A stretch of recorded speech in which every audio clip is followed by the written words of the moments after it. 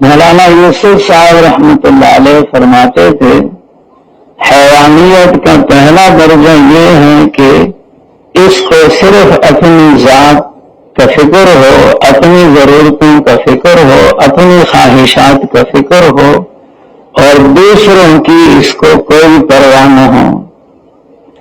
یہ تو ان حیوانوں کا درجہ ہے جو درندے نہیں ہیں، بیل ہے، بکری ہے، اس طرح اور چیزیں ہیں، ان کو صرف اپنا ہی فکر رہتا ہے، کسی اور کا فکر ان کے دل میں نہیں ہوتا۔ اگر اس انسان پر محنت چھوٹی رہی اور فطرت پر لانے کی کوشش نہیں کی گئی تو پھر یہ انسان حیوانیت میں ترقی کر کے دوسرے درجے میں پہنچ جاتا ہے۔ اور دوسرا درجہ درندوں کا ہے۔ درندے کچھ تو ایسے ہیں جو جنگل میں رہتے ہیں، اور کچھ ایسے ہیں کہ جو پرندوں میں بھی ہوتے ہیں، فضا میں رہتے ہیں۔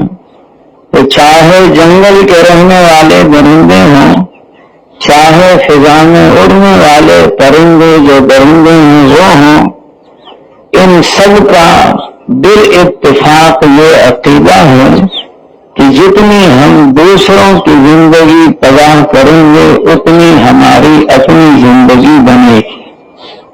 تو انسان کو فطرت پر لانے کی کوشش اور محنت کی جائے، ورنہ یہ انسان پھر گائے اور بیل کی طرح، بکری اور بھینس کی طرح، اور اسی طرح بعض دوسرے مذموم قسم کے جانوروں کی طرح اس کو صرف اپنا فکر ہوگا، اور اس کے دل میں اپنی ہی ذات کے اعتبار سے حرص اور لالچ اور طمع اور ایک زبردست جو ہے یہ انسان پھر حیوان کی طرح آزاد ہو کر چلے گا۔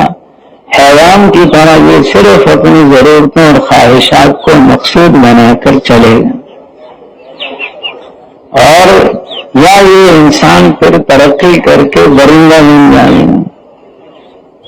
شیر ہے، بھیڑیا ہے، چیتا ہے، اسی طرح جنگل کے اور درندے ہیں، اور یہ شکرا اور باز ہے۔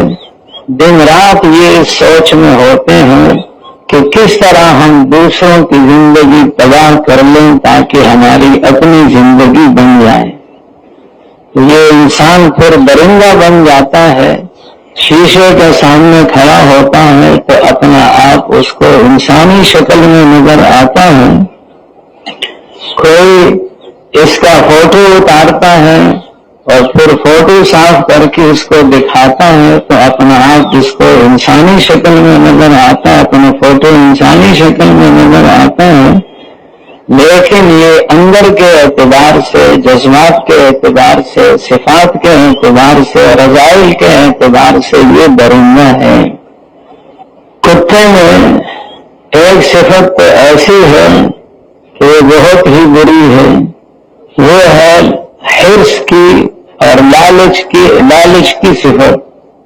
مولانا یوسف صاحب رحمۃ اللہ علیہ فرماتے تھے کسی زمیندار کی بھینس مردار ہو جائے اور وہ اس کو کسی طریقے سے کھینچ گھسیٹ کر جنگل میں پھینک دے تو جو بستی میں سب سے بڑا کتا ہوگا وہ سب سے پہلے وہاں پہنچ جائے گا، اور اس بھینس میں سے اپنی پسند کے مطابق گوشت اتنی مقدار میں کھا لے گا کہ مزید ایک بوٹی کی بھی گنجائش نہیں رہے گی۔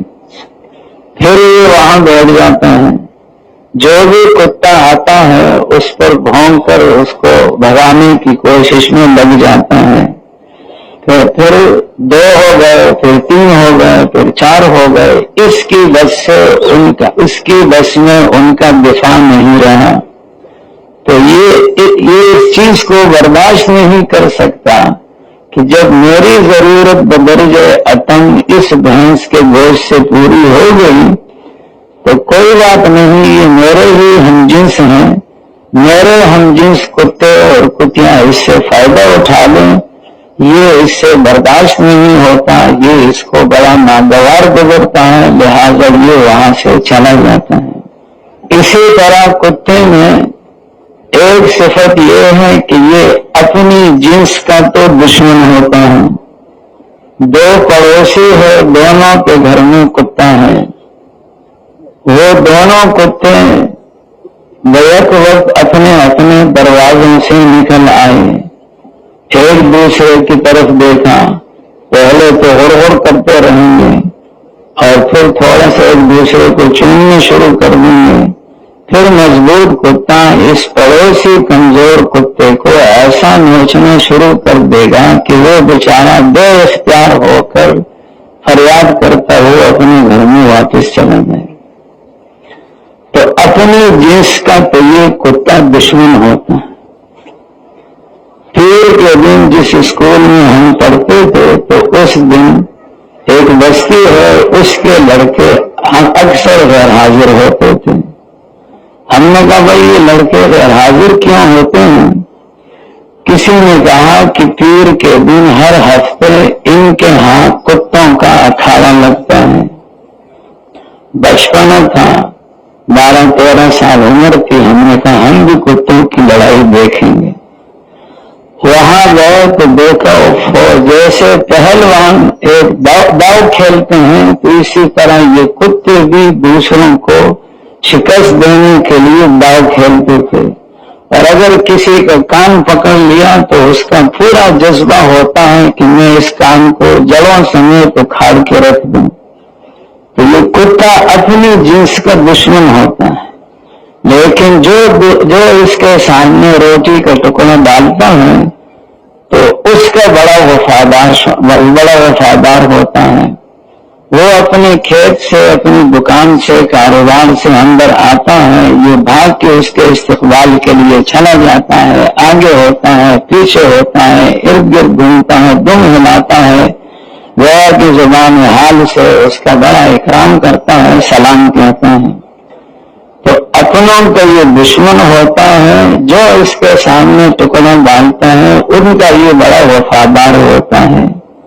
تو اگر انسان کو فطرت پر لانے کی محنت خدا نخواستہ چھوٹی رہی تو پھر یہ انسان بیل، گائے، کتا، درندہ ان کی طرح بن جاتا ہے.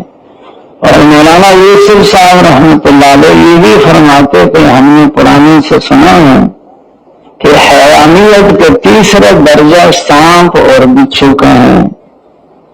سانپ اور بچھو کے نفسیات کو پڑھنے والے جو ان کے نفسیات کو پڑھ کر اس میں مہارت رکھتے ہیں وہ یہ کہتے ہیں کہ سانپ اور بچھو کی یہ طبیعت ہے کہ اگر یہ سانپ مثلا 1 گھنٹے 2 گھنٹے کے اندر فرض کیا 50 60 70 100 زیرو چیزوں کو انسانوں کو ڈس لے تو ان کا پیٹ نہیں بھرتا. ان کو ذرہ برابر بھی پیٹ بھرنے کے اعتبار سے، بھوک دور ہونے کے اعتبار سے فائدہ نہیں ہوتا. لیکن ان کی طبیعت ایسی ہے کہ دوسروں کو تڑپتا ہوا دیکھ کر، دوسروں کو تڑپتا ہوا تصور کر کے انہیں بڑی خوشی ہوتی ہے.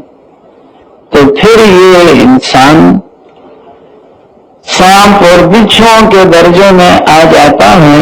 دوسروں کو تباہ کرنے میں، دوسروں کو ہلاک کرنے میں، ملکوں کو تباہ کرنے میں، چاہے اس کو کوئی فائدہ نظر نہ آتا ہو لیکن اس کی طبیعت بنی ہوئی ہے کہ دوسروں کو تباہ کرنے میں اس کو مزہ آتا ہے. تو اس لیے محنت کی ضرورت ہے انسان کو حیوانیت سے ہٹا کر، درندگی سے ہٹا کر، زہریلا سانپ اور بچھو کی طرح ہونے سے ہٹا کر اس کو فطرت پر لانے کی ضرورت ہے.